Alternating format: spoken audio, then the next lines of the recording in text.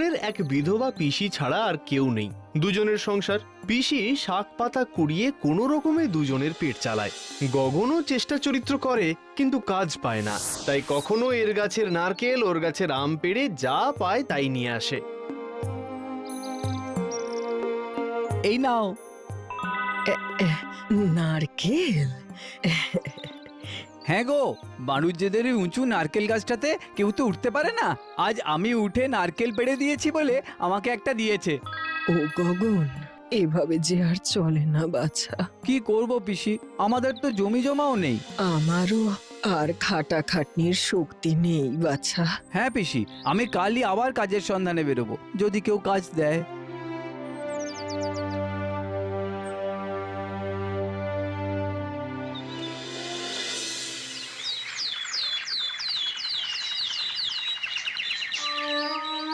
তাড়াতাড়ি ফিরিস বাপ। আসছি পিসি।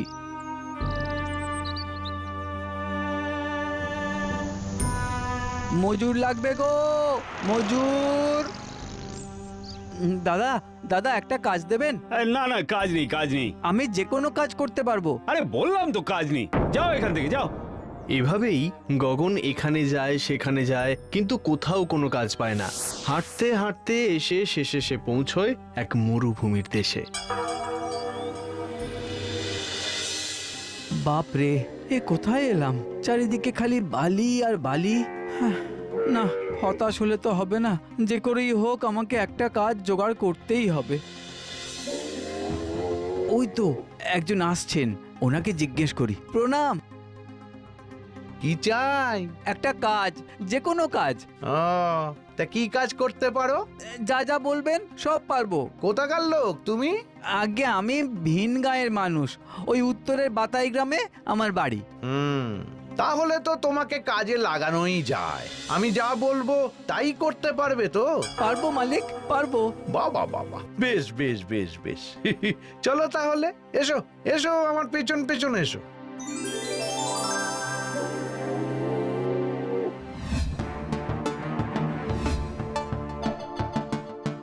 প্রথম দিন গেল, কিন্তু বিভূতি কোনো কাজেই লাগালো না গগনকে। এভাবে দ্বিতীয় দিনও গেল, তবু কোনো কাজের হুকুম এলো না গগনের কাছে। গগন ভাবলো তাকে বোধহয় ভুলেই গেছে মালিক।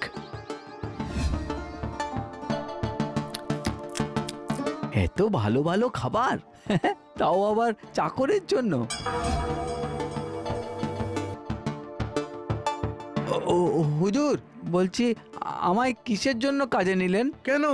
না, আমাকে তো কোনো কাজ দিলেন না, তাই। ওরে হবে হবে, সময় এলেই হবে। দুদিন পরে দড়ি আর বালতি নিয়ে গগনের সামনে হাজির হয় বিভূতি। নে এগুলো ধর, চল তোর কাজ এসেছে।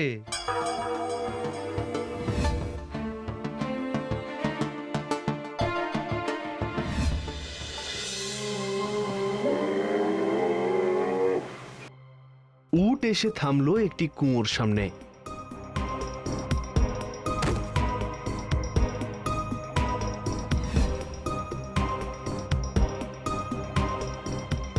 এখানে কি কাজ হুজুর? আছে আছে। এবার ওই বালতি দড়ি ধরে কুয়োয় নেমে যা দেখি। কুয়োয় নামবো? হ্যাঁ। কুয়ো থেকে কিছু পড়ে গেছে নাকি, কি জানি।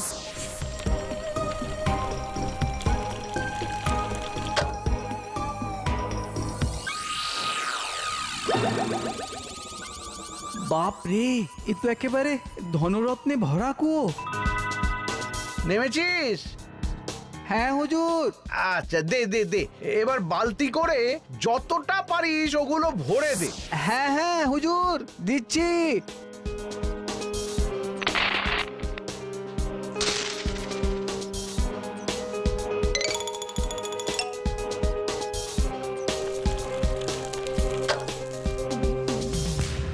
হুজুর, এবারে দড়ি ফেলুন। কিসের দড়ি? আগে আমি উঠবো তো। এই চারপাশটা ভালো করে দেখেছিস? হ্যাঁ, ও বাবা গো, এগুলো কি? কিসের হাড়? মানুষের। ওই কুয়োয় একবার যে নামে না সে আর ওপরে উঠতে পারে না, বুঝলি? একে বলে মরণ কূপ।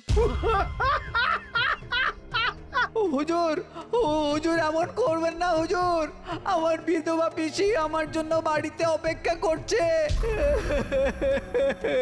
তার কি করবি বল, তুইও মরবি আর সেও তোর পথ চেয়ে বসে থাকতে থাকতে একদিন মরে যাবে। এমন করবেন না, আপনি যা বলবেন আমি তাই করব। আমাকে তুলুন হুজুর। না না না, তোর কথায় বিশ্বাস করে আমি আমার এই গুপ্তধনের কুয়োর গুপ্তধন লোককে বিলিয়ে দিই আর কি। হ্যাঁ, চলি রে। যাবেন না হুজুর, হুজুর শুনুন।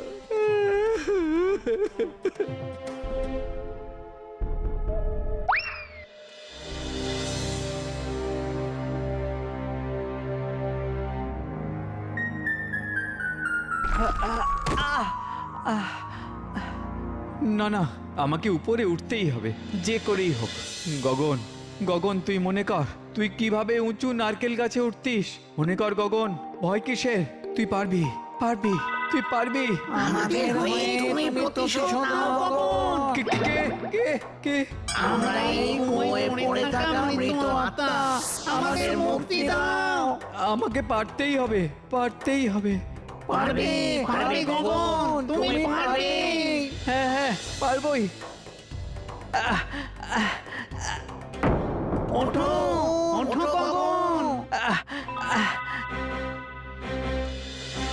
আমি আসছি, আমি আবার ফিরে আসবো, চিন্তা করো না।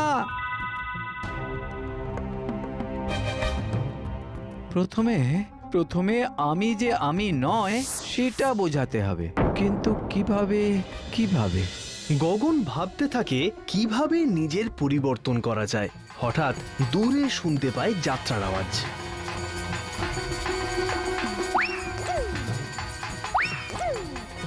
এই যে আমাকে সাজিয়ে দিন দেখি, এবার দেরি হয়ে যাচ্ছে। এই তুমি আবার কি? আরে আমি তো ওই যে সেই সেই দাড়িওয়ালা লোকটা। হ্যাঁ, আপনি ভুলে গেছেন? দিন দিন দিন গোপা দাড়িটা লাগান তাড়াতাড়ি, আমার দেরি হয়ে যাচ্ছে তো, পার্ট আছে। কি মুশকিল, এসো এসো।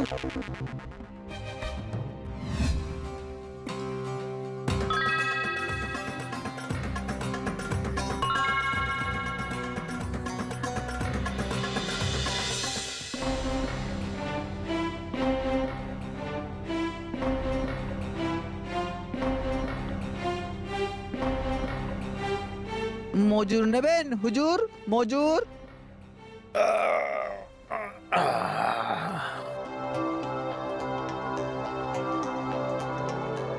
তা কোথা থেকে আসছো? আগে আমি আসছি সেই পশ্চিমের মাদাইয়া জঙ্গল থেকে। বেশ বেশ বেশ, এসো এসো। এই, একে ঘরে নিয়ে গিয়ে ভালো ভালো খেতে দে। কি কাজ করতে হবে হুজুর? সময় এলেই জানতে পারবে। যাও যাও। দিন ফুরোতে না ফুরোতেই আরেকজন। একদিন আবার ডাক এলো গগনের। সেই দড়ি বালতি বস্তা নিয়ে উটের পিঠে চলল বিভূতি ও গগন। এবার গগন গগনের বুদ্ধিতে চলে। না না হুজুর, এই দড়ি ধরে নামলে দড়ি ছেড়ে আমি পড়ে যাব যে। আরে কি মুশকিল! আহা, আরে বলছি তো পড়বি না, এই দড়ি অসম্ভব শক্ত। না না হুজুর, আমার ভয় করছে। আরে আরে কত মানুষ এই দড়ি ধরে নিচে নেমেছে। আমি বুঝতে পারছি না। হুজুর, আপনি একবার ওই বালতিতে বসে ঝুলে দেখিয়ে দিন, তারপরে আমি নামতে পারবো। ও হ, আচ্ছা আচ্ছা, বেশ বেশ বেশ, আমি দেখাচ্ছি। হ্যাঁ, তুই দেখে নে, তারপরে নামিস।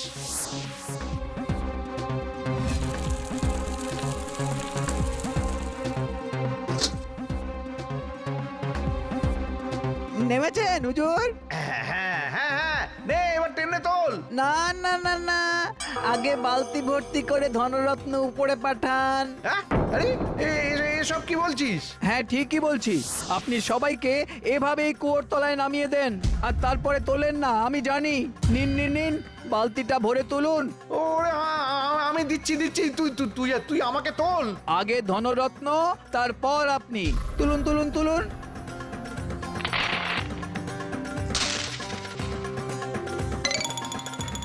গগনের কথা শুনে বিভূতি বালতি করে ধনরত্ন পাঠিয়ে দেয়।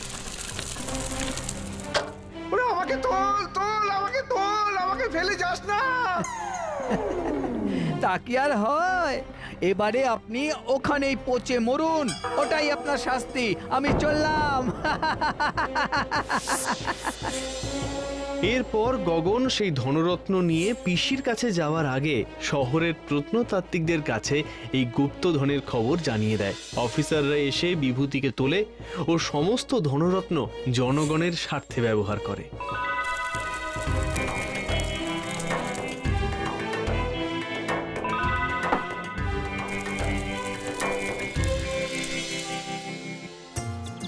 পিসি, পিসি, পিসি, আর কাজ খুঁজতে হবে না। এই দেখো। ওরে বাবা রে, হ্যাঁ রে, এসব কোথায় পেলি? আরে সব বলবো, এখন তো চলো, খুব খিদে পেয়েছে গো, খেতে দেবে চলো। চ চ চ, আমাদের দুঃখের দিন এবার ঘুচলো, কি বল বাবা? হ্যাঁ গো হ্যাঁ।